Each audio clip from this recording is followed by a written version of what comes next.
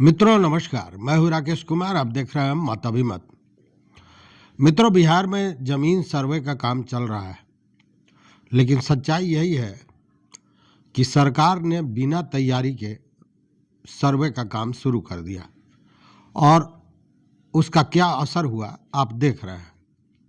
भाग दौड़ की स्थिति बनी रही, हंगामा होता रहा, समय पे समय दिया जाता रहा। फिर जब सरकार को ये समझ में आई कि यह पासा उल्टा पड़ गया, चूँकि आम आदमी सरकार के इस नीति के विरोध में खड़ा हुआ और साथ में 2025 का चुनाव, तो इन सारे चीज़ों को देखते हुए बड़ी चतुराई से एक नए अधिनियम के नाम पर समय को बढ़ा दिया गया। इतना बढ़ा दिया गया कि चुनाव बीत जाए। और उसके साथ ही ये देखा गया कि हमारे जो भूस्वामी हैं, हमारे जो मित्र हैं, जिनकी ज़मीन है, जिनको सर्वे कराना है, वो लोग भी शिथिल पड़ गए। लेकिन मित्रों, मेरी यहाँ एक गुजारिश है कि आप अपने कागजात, अपने सर्वे का आवेदन 31 मार्च 2025 के पूर्व जरूर दे दें, चूँकि 1 अप्रैल से सर्वे का काम धरातल पर शुरू हो जाएगा। मतलब उसके बाद सर्वे टीम गांव-गांव जाकर ज़मीन पर पैमाइश शुरू कर देगी। तो ये आवश्यक है, लेकिन सबसे बड़ा दिक्कत क्या है वो आप भी महसूस कर रहे हैं और मैं लगातार इस पर काम कर रहा हूँ। तब भी मैं भी कभी कभी भ्रमित हो जाता हूँ कि सरकार की नीति क्या है। देखिए, पहले क्या कहा गया कि वंशावली हर हाल में ज़रूरत है, बिना वंशावली के नहीं होगा। उसके बाद में यह हुआ कि जो वंशावली है वो सरपंच बनाएंगे, तो लोग सरपंच के यहाँ भाग दौड़ शुरू कर दिए।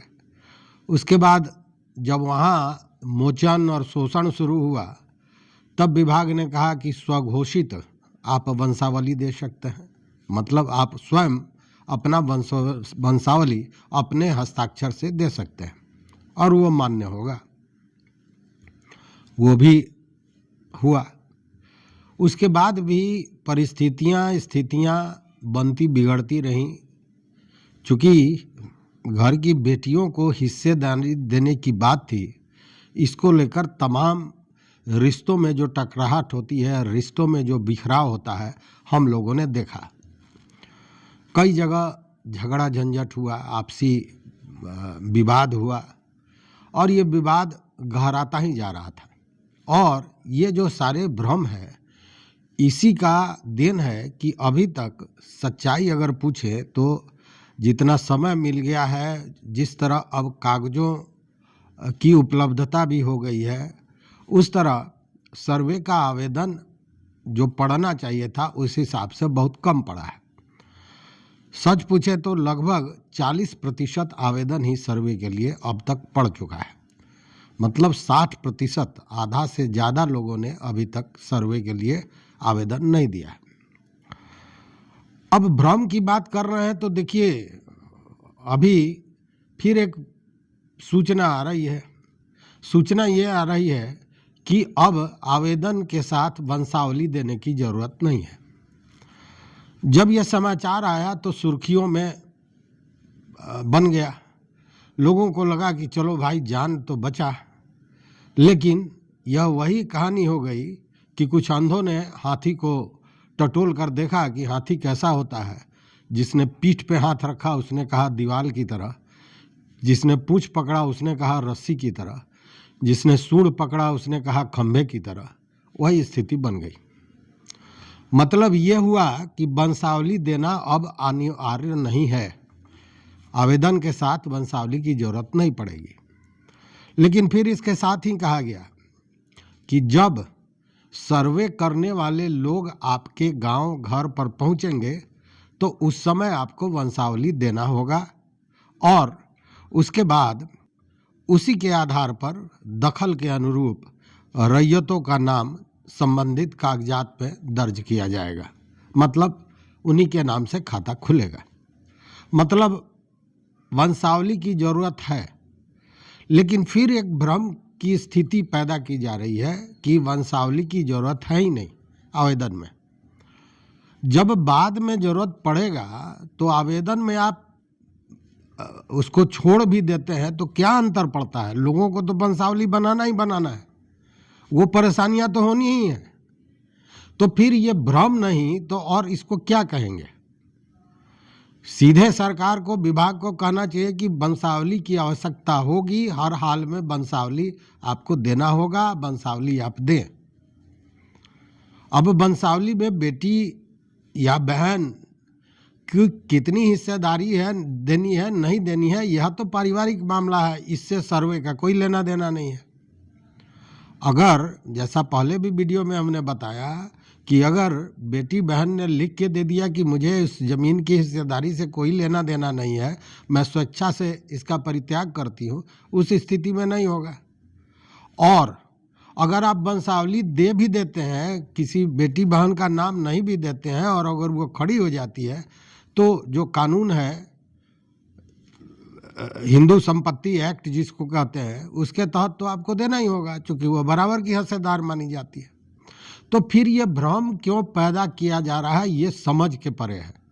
और इसके चलते हमारे कई मित्रों ने कई तरह के सवाल पूछे, कई लोगों का टेलीफोन आया कि राकेश जी ये क्या अब वंशावली देने की ज़रूरत नहीं है। लेकिन सच्चाई यही है कि वंशावली की ज़रूरत पड़ेगी, बस अंतर इतना है कि आवेदन के साथ आप नहीं दे रहे हैं तो आप जब ज़मीन पे सर्वे के लिए आपके गांव पर सर्वे टीम जाएगी तो वहां आपको वंशावली देना पड़ेगा, और जब गांव में पहुंचेगी तो वहां पे वंशावली आप गलत भी नहीं दे पाएंगे, इसलिए कि गांव के लोग रहेंगे, अगल बगल के लोग रहेंगे, वो सारे लोग जानते हैं कि आपके घर में कौन कौन से सदस्य हैं, कितनी बेटियां हैं, कितनी बहुएं हैं, कितनी बहन हैं। तो इसको भ्रम पैदा करना, या यूं कहें कि आंख में धूल झोंकना नहीं तो और क्या कहेंगे। धूल ये कि वंशावली की ज़रूरत नहीं है, सभी लोग प्रसन्न हो गए, और अब हो रहा है कि नहीं वंशावली की ज़रूरत नहीं है आवेदन के साथ, लेकिन बाद में उसको देना पड़ेगा। हालांकि उसके आधार पर जो कागजात बनेंगे, अगर उसमें कोई गड़बड़ी होती है तो उसके लिए दावा आपत्ति देने का भी समय दिया गया है। लेकिन फिर ये तो बाद का प्रोसीड्योर है ना, ये तो बाद की स्थिति बनती है, लेकिन पहले तो आपको देना है। और जब गांव में जाना शुरू कर देगा सर्वे टीम, उसी के साथ जो गांव का मानचित्र है, आपके ज़मीन का मापी है, वो सारा कुछ होगा। हालांकि इन सारे चीज़ों के निस्तारण के लिए, या जैसे मैंने कहा कि बड़ी होशियारी से अधिनियम बना, उसके तहत ये जो गांव का मानचित्र बनाने की बात थी, जो हुआ था कि पहले 30 दिन में बन जाएगा, उसका समय बढ़ा दिया गया, 90 दिन कर दिया गया।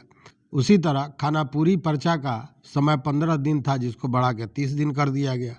दावा आपत्ति के लिए 30 दिन था, जिसको 60 दिन कर दिया गया। तो ये सारी चीज़ें हैं, लेकिन सबसे बड़ी बात यह है कि आप अपने सारे कागजातों की तैयारी कर लें और 31 मार्च तक निश्चित रूप से अपना आवेदन दे दें।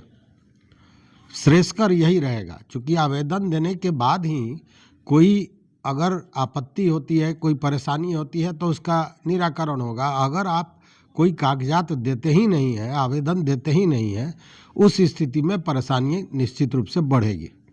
इसीलिए मुझे लगा कि ये जानकारी आप तक पहुंचाना आवश्यक है। हालांकि देखिए, ये जो नया अधिनियम आया, उसके बाद जैसा मैंने कहा कि जो ज़मीन मालिक हैं वो भी सुस्त पड़ गए और सर्वे का काम भी ढीला हो गया।